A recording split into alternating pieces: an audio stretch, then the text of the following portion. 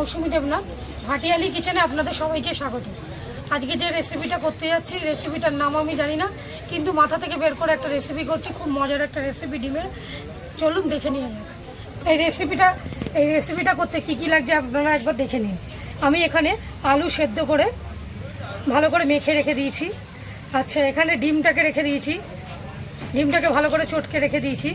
আচ্ছা, এখানে আছে আপনার পাউরুটির ব্রেড ক্রাম্বস, পাউরুটির চারি সাইডটা কেটে যে মধ্যেখানে যেটা থাকবে সেটা মিক্সারে ঘুরিয়ে নিতে পারেন।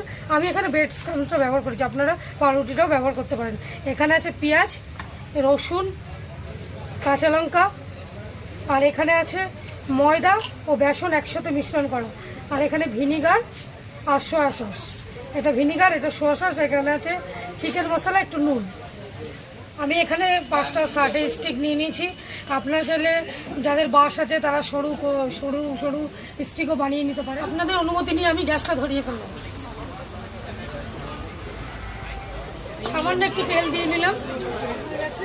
এবার আমি রসুন কুচি করে রেখেছিলাম, এই রসুন কুচিগুলো আমি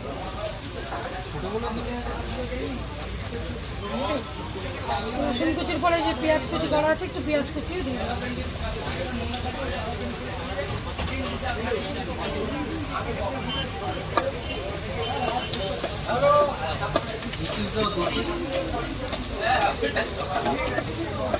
একটু ভাজা ভাজা হয়ে গেলে এবার আমি কাঁচা লঙ্কা একটু দিই।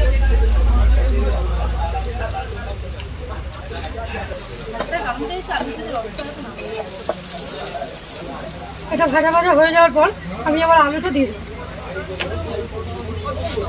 এটার মেন কারণ হলো আলুতে যে রসটা থাকে সেটাকে শুকিয়ে নিই।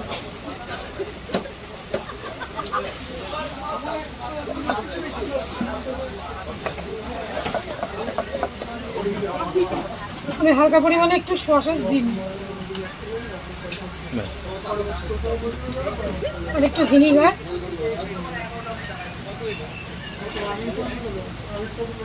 একটু সামান্য পরিমাণে নুন, বুঝিয়ে দিতে হবে একটু নুন সামান্য পরিমাণে।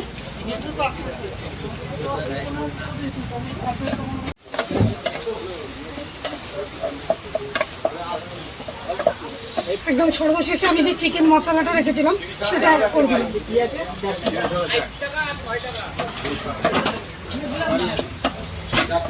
মোটামুটি আমার ব্যাটারটা রেডি হয়ে গেল, আলু চোখাটা পুরো রেডি হয়ে গেছে। আমাদের এই ব্যাটারটা তৈরি হয়ে গেছে। ব্যাটারটা তৈরি হয়ে যাওয়ার পরে ডিম আমরা যে চটকে রেখেছিলাম, এই ডিমটা একসাথে আবার মেখে নেবো ভালো করে।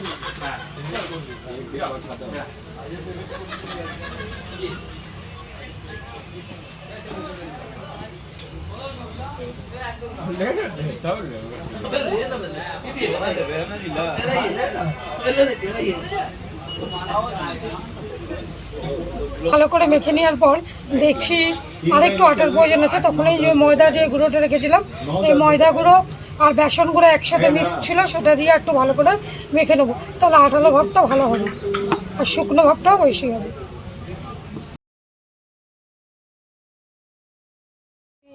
এই যে সাটে স্টিকটা রেখেছিলাম সেটার ভেতরে ভরে দেবো।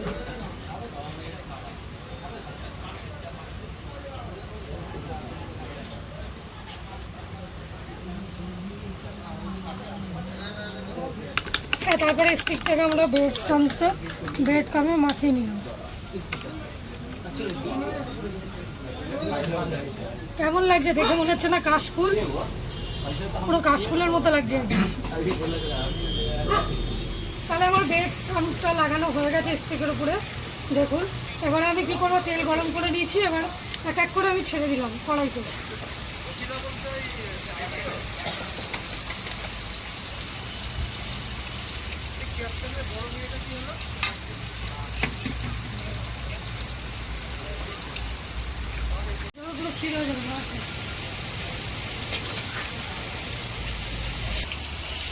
তাহলে দেখতেই পাচ্ছেন ভালোটা বেশ লাল লাল করে হয়ে গেছে। এবার আমি এক এক করে উঠিয়ে দিচ্ছি।